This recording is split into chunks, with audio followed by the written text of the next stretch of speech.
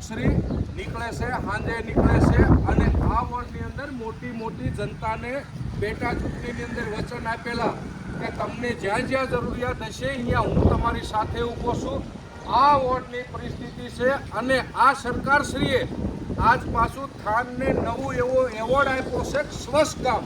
તો આ સરકાર સર્વે કરે છે કે ઈમણામ એવોર્ડ આપી દેશે કે સ્વચ્છ ગામ ઈમણામ અહીંયા કાંઈ સેટિંગ હાલતું હોય છે.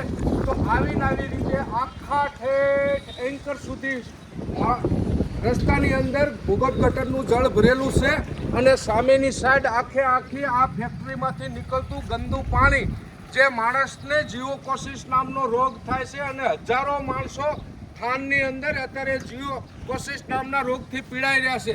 તો મહેરબાની કરીને કહું છું આપને આ નગરજનોને શું પરિસ્થિતિની તકલીફ છે, આ કેટલા ટાઈમથી પરિસ્થિતિ તકલીફ છે ભાઈ બોલો જોઈએ. છેલ્લા 3 મહિનાથી આ મોટી તકલીફ છે. આનું કોઈ સમાધાન જ નથી થતું.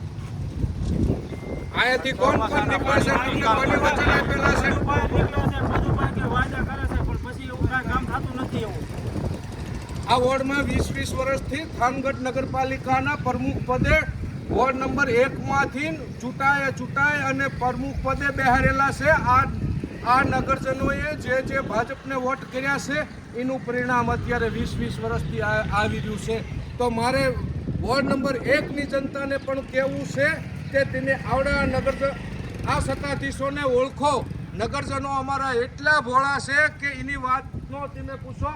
અહીંયાથી સવારે પદુભા નીકળે, બપોરે જમવા જાય, 3 વાગે પાછા જાય અને 5 વાગે આવે. તો આવી જ રીતે આ જનતાને ઉલ્લુ બનાવી અને દરેક ચૂંટણીની અંદર વોટ લઈ જતા હોય છે. મારે મહેરબાની કરીને કહેવું છે કે તમે આ વિશ્વાસઘાત કર્યો છે વોર્ડ નંબર 1ની જનતા સાથે અને આવી રીતે આખા ગામની શેરીઓની અંદર આવી જ રીતે ભૂગર્ભ ગટરના પાણી ઉભરાતા હોય છે. તો મહેરબાની કરીને તમે તમારા કાયમના રસ્તા છે એ તો હમા કરો એવી નગરજનોની માંગણી છે. બોલો ભાઈ થોડુંક તમે હતી.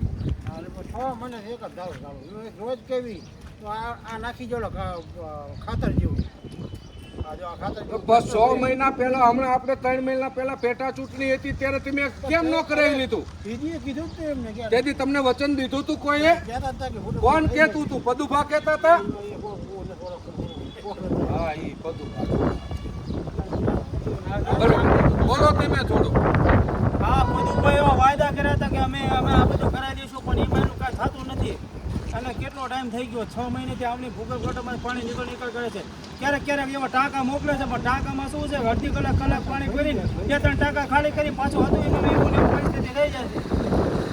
એટલે વોર્ડ નંબર 1ની જનતાને હજી 1.5 મહિના પહેલા પેટા ચૂંટણી ગયેલી છે અને પદુભાશ્રીએ મોટા નગરજનોને પોતા આપેલા છે કે તમારે જ્યાં જરૂર હોય અહીંયા આ સભ્યને ભૂલી જાજો. 4 ને હું પ્રમુખ રહ્યો એ જ તમારા વોર્ડનો સભ્ય છું. એવી રીતે વિશ્વાસઘાત કરી અને પદુભાશ્રીએ વોર્ડ નંબર 1માંથી મત ઉઘરાવી અને જીતીને ગયા છે. તો તમને ખોબલે ધોબલે મત આપ્યા છે તો તમે અત્યારે જનતા સાથે વિશ્વાસઘાત કેમ કરો છો? અને મારે આ સરકારશ્રીને કહું છે કે આ અત્યારે સ્વચ્છ ગામનો એવોર્ડ થાન નગરપાલિકાને મળ્યો. હું કહું છું ગુજરાતમાં બોગસ ને ખરાબમાં ખરાબ નગરપાલિકા હોય તો એ સાથી ઠોકીને કહું છું થાનગઢ નગરપાલિકા છે. તમે સર્વે કર્યા વગર ગમે એવા સરકારશ્રીને કહું છું એવોર્ડ ન આપો. આવા એવોર્ડ આપજો એટલે આવા અમારા ભાજપના આગેવાનો છે એને એવો ઘમંડ આવશે કે મેં તો સેટિંગથી અમારો એવોર્ડ લઈ આવી છીએ, આમ કરવી છીએ. અને આ પબ્લિક માથે 5 વર્ષ સુધી સડીને બેસી જવાનું, 5 વર્ષ ચૂંટણી હોય ત્યારે મત લેવા માટે આવવાનું, હિસાબ બાપા કરવાના, વોટ લઈ જવાના, ચૂંટણી જાય એટલે પબ્લિક શું અને આ શું, કામ શું, રસ્તા શું, ભૂગર્ભ ગટર શું. એટલે મહેરબાની કરીને કહું છું આ રસ્તો તાત્કાલિક રિપેર થાય એવી અમારી નમ્ર વિનંતી છે. જય હિન્દ, જય ભારત.